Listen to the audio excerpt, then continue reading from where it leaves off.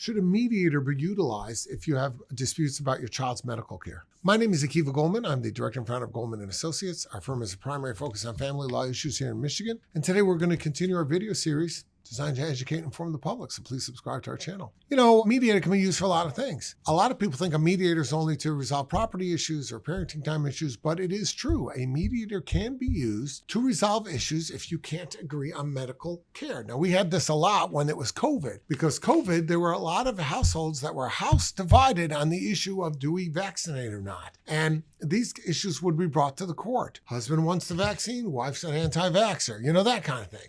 Or husband wants the Johnson a one-shot thing, and the others was one, you know, they want the other one that's multiple shots, so they're at odds. The court may well have sent some of these to mediators, but you should know now that we're in the post-COVID era, major issues regarding medical care can certainly be brought to a mediator for the purposes of trying to arrive at a resolution. What's the advantage? Someone's going to win and someone's going to lose if you bring it to a judge. In this situation, there may be a compromise to be struck. Maybe, you know, there's a way to do it. I'll tell you a great example where this comes up. Kid is sleeping in the house. Dad comes in to check on the kid, sees a bat in the corner on the wall. We don't know if the bat bit the child. Dad tries to catch the bat flies out of the house. So now we don't even know if the bat had rabies. So all we know is a sleeping child in a room was exposed to a bat and that the bat might have rabies. So the question is, do we put the child through the rabies protocol? Now, some of the protocols have changed. Some of them are a little more user-friendly. It used to be that the rabies protocol involved a dozen injections, and it was dangerous and unhealthy for the child if he didn't have the rabies. So what do? There is no known cure for rabies. So if a person develops that, it could be very, very dangerous. So do you vaccinate or not? So you'd always have these parents. One of them would say, forget it. I'm not going to put my child through that protocol. I don't even know if the bat had rabies in the first place. 94% of the bats in the state of Michigan do not carry rabies. So the odds are the kid doesn't have rabies. On the other hand, the other parent might say, well, what do you mean? How could we not take this as a precaution? You know, and then the response is, well, because if he doesn't have it, the precaution may be dangerous to the child. So there was a lot of very strong opinions about that kind of scenario. Well, in that kind of scenario, what do? A mediator might help. The court might order a mediator to get involved in this dispute and try and work it out and try and figure out what's an appropriate solution given the risks involved, given, you know, all the variables that come into play. By the way, just as an aside thing, if this happens to you, it's important not to let the bat out of the house. You got to catch the bat. Why? Because the bat can be tested for rabies. Once the bat is tested and you know whether or not it's rabid, then you can make a decision. Think, well, I don't see any scratches on the child. I don't see bite marks, because that's not how it works. A bat could actually drip saliva into the open mouth, the corner of the child's mouth. There could be exposure. Bat bites don't leave the same kind of markings. They're almost impossible to see that, for example, another bite might leave from another animal. So there's all sorts of things involved, but the suggestion is you call a critter guy, you try and trap the bat, and you let that guy catch it. Do not let it go. Get it tested so